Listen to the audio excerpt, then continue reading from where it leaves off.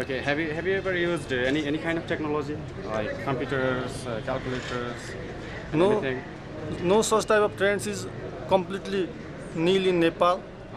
Especially my teaching experience is on bachelor level, in which just theoretical classes. So you never use any kind of Yeah. technology there. Yes. Okay. So do you think like using technology we can improve the mathematics education? What do you think? Of course, it plays great role for the development of mathematics, and it originally develops skill of Nepalese teachers. Oh, thank you so much. अब teaching technique पनि होला एउटा त अर्को भनेको रिसर्चमा पनि केही help हुन्छ कि भन्ने मैले चाहिँ अपेक्षा गरेको छु र अब अमेरिकाबाट आएर यहाँहरूले गर्दै हुनुहुन्छ भने त्यसको पनि त्यहाँका नयाँ प्रविधिहरू त्यही अब केही नयाँ कुरा नै सिकिन्छ होला भन्ने नै हो त्यसमा अब हाम्रो देशकोले कति भ्याउँछ क्षमताले आफ्नो आर्थिक स्रोतले कति भ्याउँछ त्यो अनुसारको होला अब कम्प्युटर युज गरेर पढाउन कति सम्भव हुन्छ टाइम म्यानेजको कुरा हुन्छ अब 40 मिनट क्लासमा कति के सम्भव हुन्छ So what do you expect from this program? So we are going to show some kind of technology here. So what do you expect from the program? Yes, this is very good opportunity for us, and we are expecting how to draw the curve without calculus, without using the calculus. It means the tracing of curve, and we are hoping it will be beneficial for us. What do you know about the graphing calculator? Have you ever used it? You know, I am quite unknown about this. Oh, you are totally zero about it. Yes.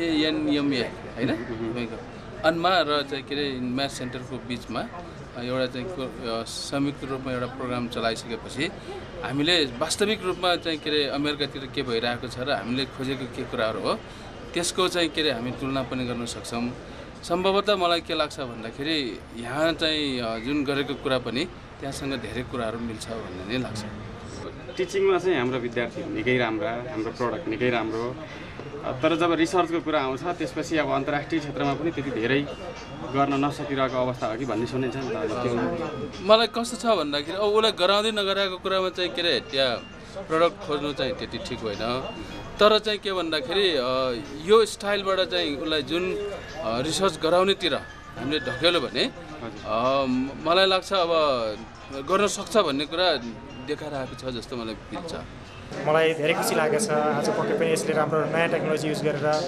कसरी हुन्छ म्याथमेटिक्सलाई चाहिँ बाहिर चिनाउन अझै प्रयोगमा बनाउन सकिन्छ भन्ने किसिमले लागिरहेको छ म त्यो हेर्न पाउँछु सिक्न पाउँछु भन्ने कुरामा म विश्वस्त छु त्यसैले गर्दा म थोरै उत्साहित पनि छु जस्तो So have you ever used any kind of technology in your classroom? Regarding to the teaching in higher secondary level in Nepal, it's not the technology we are using in the classroom, but it's the time I think that we have to introduce the technology because mathematics teaching is definitely that if we consider technology would be effective. So in general in Nepal, we teachers and we managers are thinking to introduce technology. Definitely we expect from them basically how we can introduce technology in teaching higher level mathematics in Nepal would be the main factor that we expect from them. If we could not introduce the latest technology, modern technology in teaching, we know we will be back. We will not be in the same position in international. So we have to do that. There are many methods, हैन धेरै मेथड्सहरु छ जुनसुकै मेथडले गरे पनि appreciate गर्ने चलन यहाँ छैन कि फेरि यहाँ कस्तो छ भने आफूले चाहिँ जाने छ त्यही मात्रै हो भन्ने भएको हुनाले समस्या पर्या हो अब स्केच गर्ने हिसाबमा कर्भ स्केचिङको अब ट्रान्सफर्मेसनबाट गरे पनि हुन्छ अब डेरिभेटिभ प्रयोग गरे पनि हुन्छ अथवा त्योदेखि बाहेकहरु छुट्टै उपाय छ भने त्यसरी गरे पनि हुन्छ विद्यार्थीले गरेको कुरालाई एप्रिसिएसन गर्ने परीक्षामा पेनाल्टी नहुने हो भने त यो समस्याको कुरा थिएन त्यही भएर धेरै नै विवादित टपिकको रूपमा आयो के चाहिँ त्यही भएर यसको बारेमा आज अलि गहन छलफल हुन्छ भन्ने लागेको छ मलाई यो अब टेक्नोलोजिकली डोमिनेटेड सोसाइटीमा अब टेक्नोलोजीको प्रयोगको पनि हामीले आशा चाहिँ राखेका छौँ। अब त्यो गर्दा राम्रै हुन्छ, राम्रो हुन्छ भन्ने लाग्छ। किनभने अब मैले पनि एउटा दुईवटा कुरा हेरिरहेको छु, जस्तो कर्भ स्केचिङमा जियोजेब्रालाई प्रयोग गर्यो भने सजिलो हुँदो रहेछ। अब यसले चाहिँ एकदमै सजिलोसँग ग्राफहरू दिने अनि त्यस्तो कुराहरू हुने भएको हुनाले टेक्नोलोजीको प्रयोग पनि it should be that. Teaching गर्दाखेरि मैले पढाउनु चाहिँ अहिले अल्गोरिथमहरू पढाउँछु होइन, तर मैले अप्लाई गरेर निकालेको छैन, प्रोग्राम सल्भ गरेको पनि छैन। तर त्यो कसरी गर्न सकिन्छ यहाँबाट सायद केही नलेज आउला भन्ने चाहिँ एक्सपेक्टेसन छ। अनि थ्योरिटिकल बेसमै टिचिङ गरिरहनु भएको छ? थ्योरिटिकल। अनि टिचिङबाट कति सेटिस्फाई हुनुहुन्छ? टिचिङबाट आइम नट सेटिस्फाई।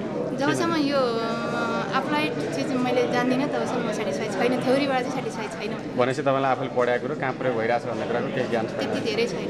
त्यो आशा गरौँ कि भन्दा हामीले अब अहिलेसम्म युज गरेर हेरेका छैन, कतिको युजफुल हुन्छ भन्नेको त अब हामीले आफूले सिकेका छैन। तर मलाई लाग्छ त्यो युजफुल हुन्छ भन्नेमा म आशावादी छु। गयो भने के गर्ने भन्ने प्लान बनाउँछ है।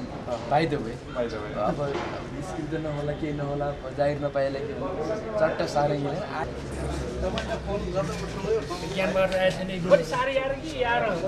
नमस्ते।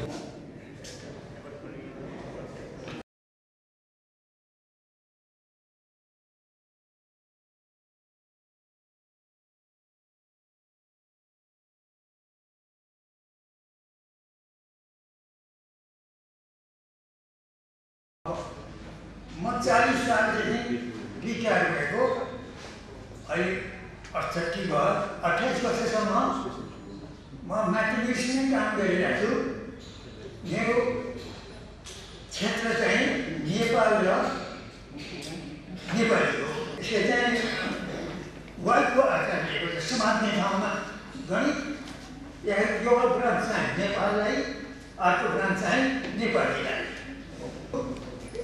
अनि प्यारलल लाइनमा आमालाई घुमाएको भन्छु।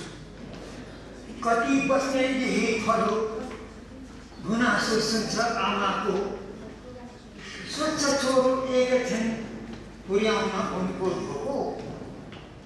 अक्षांश हो सिकी बज्यो रेल चल्यो बढी नाइ पूर्वको।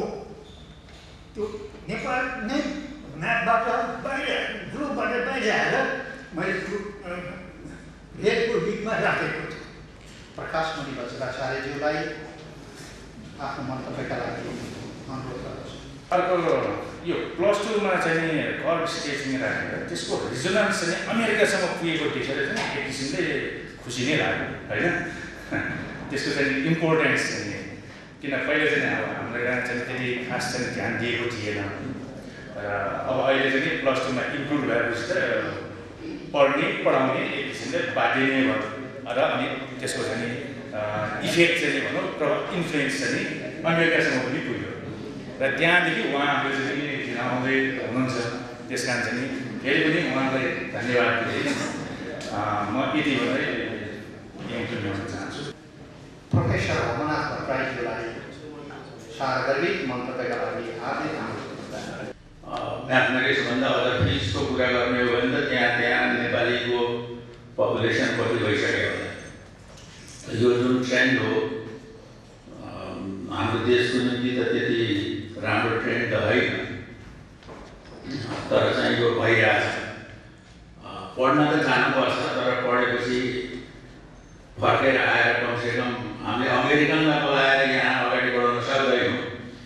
हाम्रो लेभलले मिल्दैन, हामीले उनीहरूलाई भने जति तलब दिन सक्दैनौँ। कमसेकम हाम्रा ब्रेनहरू उहाँ गएर एजुकेसन दिइसकेपछि यहाँ फर्केर आएर कमसेकम यहाँको गणितलाई पनि अगाडि बढाउन मद्दत गरेर राम्रो हुन्थ्यो। मैले नचिने हो कि अथवा बिर्सिया हो कि आफ्नै चेलाहरू हुन् र यसरी आएर यो जुन गरेको छन् त्यसको एप्रिसिएट गर्दै त्यसको प्रशंसा गर्दै आजको यो कार्यक्रमको सफलताको कामना गर्छु। धन्यवाद। धन्यवाद सर। डाक्टर घिमिरे पनि सेन्ट जुलिया कन्भेन्ट अफ म्याथमेटिक्सबाटै पढ्नु भएको र उहाँले अझ धेरै पढ्नुभयो युएसमा। विद्वान प्रोफेसर दिनेश दास पन्तज्यूलाई म यहाँ आमन्त्रण गर्छु। एउटा अनुसन्धानात्मक दृष्टिले हाम्रा पूर्वजहरू कति अघि बढेका रहेछन् र अहिले कति अघि बढेछ त्यसको तुलनात्मक अध्ययन गरौँ र आज जुन नेपाल म्याथमेटिक्स सेन्टर र एसोसिएसन अफ म्याथमेटिक्सियन इन अमेरिकाको यो गोष्ठीले यस्ता कुरातिर पनि समुचित ध्यान जाँदैछ भन्दै अहिले आदरणीय प्राध्यापक डाक्टर होमनाथजीले भन्नुभएको कुरामा एउटा भएकै कुरा मलाई भन्न मन लाग्यो।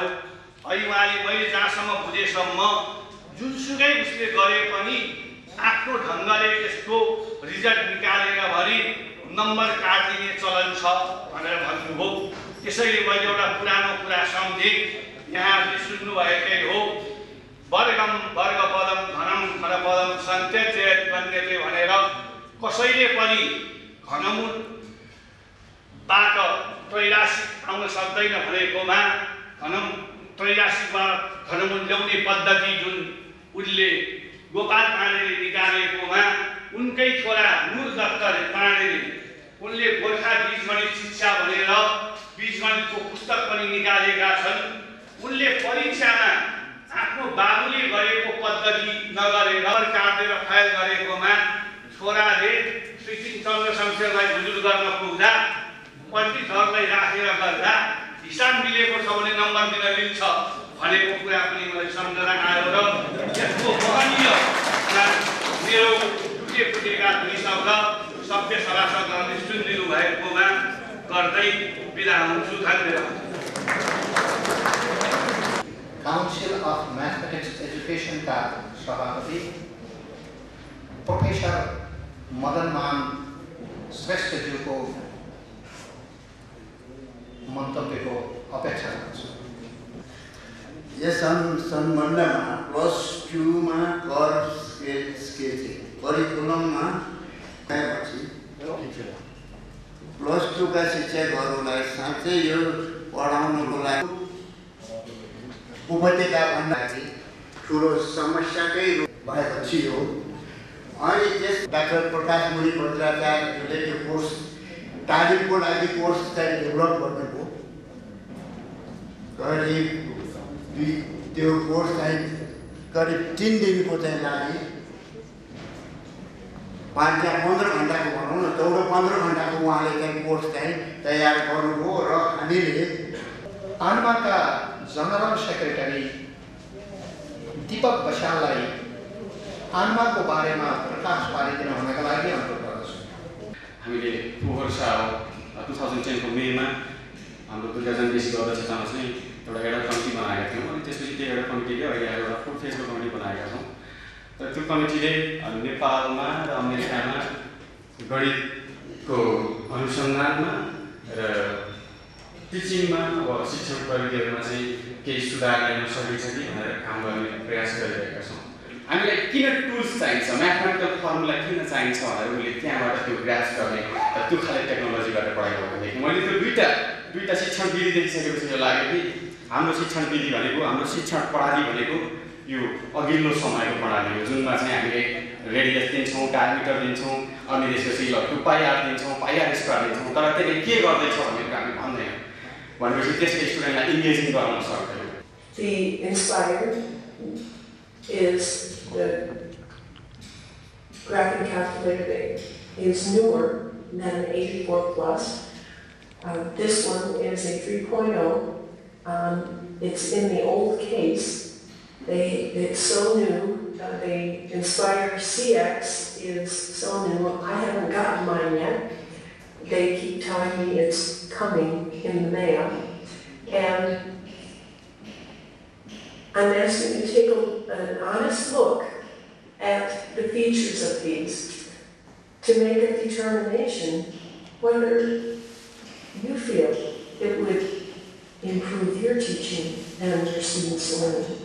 सन्तान उत्पादनपछि अब त्यो हुन्छ नि जुन चाहिँ म्याटर्निटीको जुन पीडाको व्याख्या गर्नुको कुनै अर्थ छैन।